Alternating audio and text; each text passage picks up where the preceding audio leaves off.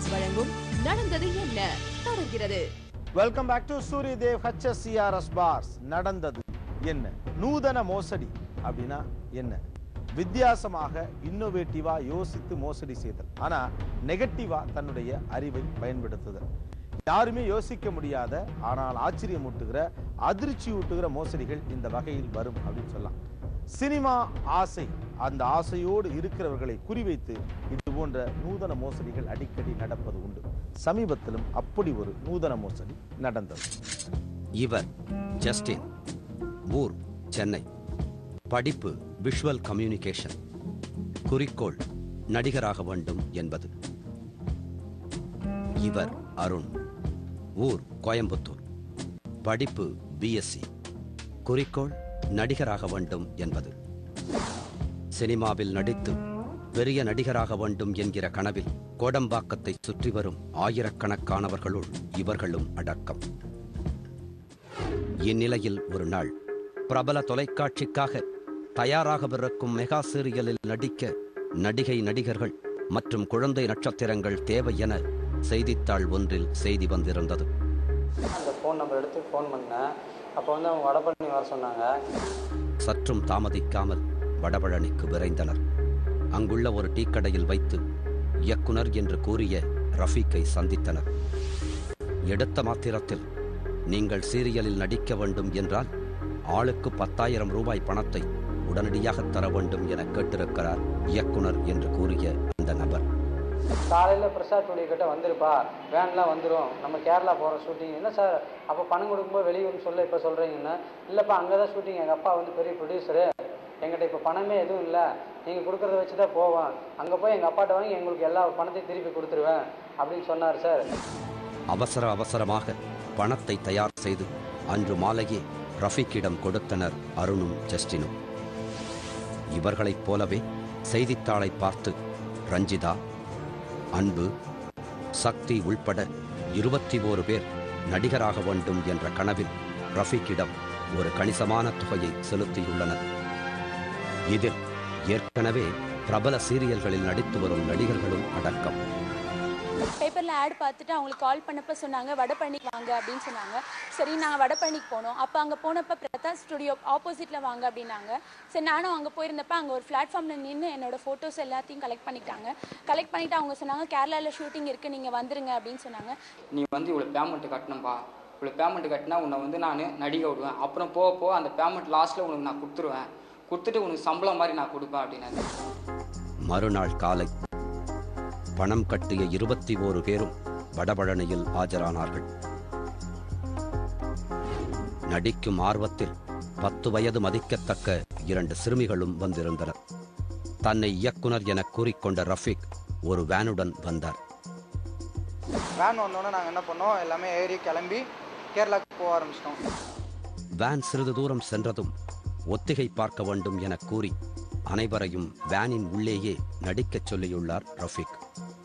Director வந்து உனக்கு தம்பி கேரக்டர் இருக்குப்பா, உன் தங்கச்சியை போட்டு அடிச்சிட்டு இருக்காங்க, நீ ஓடி போய் காப்பாற்றணும், அதான் உனக்கு சீன்னு சொன்னார். சார் எப்படி சார் டிரைவிங் வண்டி போயிட்டு இருக்கு, எப்படி சார் நான் ஓடி போய் காப்பாற்றுறது? ஐயோ நடிகன்னா நீ நடிக்கணியா, அப்போ தான் நீ நடிகன்னா எங்கே சொன்னாலும் நீ நடிக்கணும், அப்புறம் நீ நடிக்கணும். சார் சார் ஓடி சார் நடிக்கிறேன் சார் சொல்லி 4-5 ட்ரிப்பு ஓடி போய் விழுந்து முட்டியில் உடச்சி ரத்தமாயிடுச்சு சார். கேரளாவை நெருங்கியது வேன். இனி கவலை இல்லை என மனதை ஆறுதல் படுத்திக் கொண்டனர் அனைவரும். சிறிது நேரத்தில் இயக்குனர் என சொல்லிக்கொண்ட ரஃபீக்கின் வீடும் வந்தது. மின்சார வசதி கூட இல்லாத ஒரு சிறிய ஓட்டு வீடு. இருங்க, உங்களுக்கு பிரியாணி ரெடி பண்ணுறேன், லாட்ஜ் ரெடி பண்ணுறேன் அப்படின்னு சொல்லிட்டு எங்களை வந்து அந்த காட்டுக்குள்ள உட்கார வச்சுட்டு அவர் எங்கேயோ போயிட்டார் சார். 2 மணிக்கு கொண்டே விட்டார் கேரளாவில். 4-5 மணி வரைக்கும் அவர் வரவே இல்லை. என்னடான்னு அப்புறம் ஃபோன் பண்ணி பார்த்தா ஃபோன் சுவிட்ச் ஆஃப்னு வந்துச்சு. அதுக்கப்புறம் தான் எல்லாருக்கும் டவுட் வந்தது. அதுக்கப்புறம் குழந்தைகளை கூட்டிகிட்டு எல்லோரும் மழையில் நனைஞ்சிட்டு போய் அங்கே கம்ப்ளைண்ட் கூட கொடுத்து பார்த்தோம் போலீஸ்கிட்ட. அவங்க எதுவுமே கம்ப்ளைண்ட் எடுக்க மாட்டேன். உங்கள் ஊரில் தானே ஏமாந்தீங்க, உங்கள் ஊரில் சென்னையிலே போய் கம்ப்ளைண்ட் கொடுங்கன்னு சொல்லிட்டாங்க சார். மழையில் நனைஞ்சிட்டு இருந்தோம். அதுக்கப்புறம் என்னடா பண்ணுறேன்னு ஒன்றும் தெரியாமல் சாப்பிடாம 2 நாள் கொண்டு விட்டுட்டார். டிரைவர் என்ன பண்ணிட்டாரு, எங்களை விட்டுட்டு நான் டிராஃப் மட்டும்தான் பேசிட்டு வந்தேன், உங்களை கூட்டிகிட்டு எல்லாம் போக முடியாது, நீங்கள் எப்படியாவது போய்க்கோங்கன்னு டிரைவரும் விட்டுட்டு போயிட்டாங்க சார். பசியில் அழுதனர் நடிப்பதற்காக வந்த சிறுமிகள். கேரளாவில் ஒரு 1.5 நாள் கிட்ட நாங்கள் எதுவுமே சாப்பிடாம சின்ன சின்ன குழந்தைங்களாம் வேற இருந்ததுங்க, லேடிஸ் ஆர்டிஸ்ட் குழந்தைங்களாம் வேற இருந்தது. அந்த குழந்தை சொன்னது எனக்கு இன்னும் அப்படியே காதில் கேட்டுகிட்டே இருக்கு. மாமா பசிக்குது மாமா அப்படின்னு சொன்னது எனக்கு இன்னும் வந்து அது வந்து எனக்கு காதில் கேட்டு சார் எனக்கு மறக்கவே முடியாது சார். அக்கம் பக்கத்தில் விசாரிக்கையில் தான் தெரிந்தது அவர் ஐஸ் விற்பவர் என்று. 2 நாள் போராட்டத்திற்கு பின் எப்படியோ பலரிடம் உதவி பெற்று அனைவரும் தமிழகம் வந்து சேர்ந்துள்ளனர்.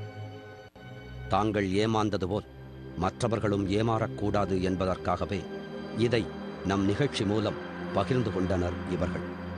நாங்கள் எல்லாமே பெண்கள் நாங்கள் போய் இது அவ்வளோ தூரம் கஷ்டப்பட்டு என் பெற்றவங்க எல்லாருமே எங்களை தப்பாக எடுத்துக்கிட்டு இதனால் நாங்கள் நடுத்தரில் நின்றுட்டு இருக்கோம். இன்றைக்கி நாங்கள் நடுத்தரில் நிற்கிற மாதிரி யாரும் நிற்கக்கூடாதுங்கிறதுக்காக தான் இந்த எல்லா கம்பெனிஸ் இப்போது சின்ன சின்ன கம்பெனி ஆரம்பிக்கிற எல்லாரோட நோக்கமும் பெண்களை வந்து தப்பான வழிக்கு கொண்டு போவாங்க, ஆண்களை வந்துட்டு நிறைய பணம் பிடுங்கிறதுக்கான எல்லா விதமான முயற்சியும் எடுத்துட்டு இருக்காங்க. தயவு செஞ்சு யாரும் இதை பார்த்து இந்த பேப்பர்ஸ் ஆட் எல்லாம் பார்த்து ஏமாந்துடாதீங்க.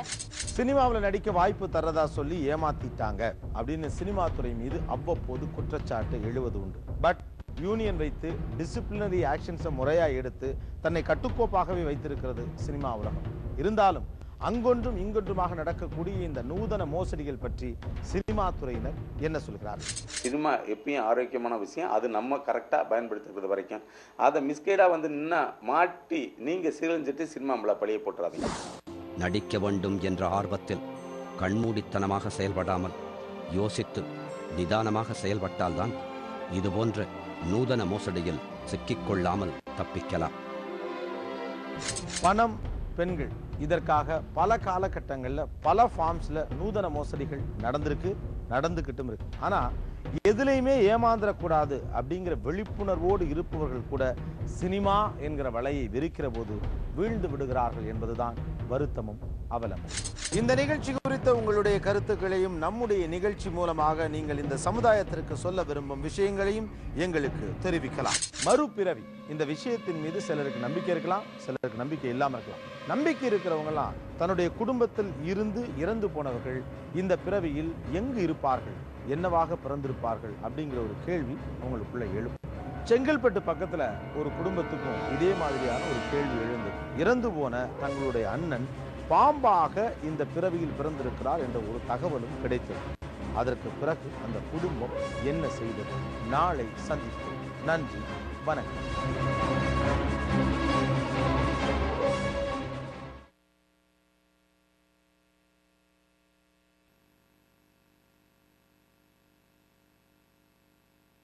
நீங்கள் பார்த்துக் கொண்டிருப்பது உங்கள் விஜய்.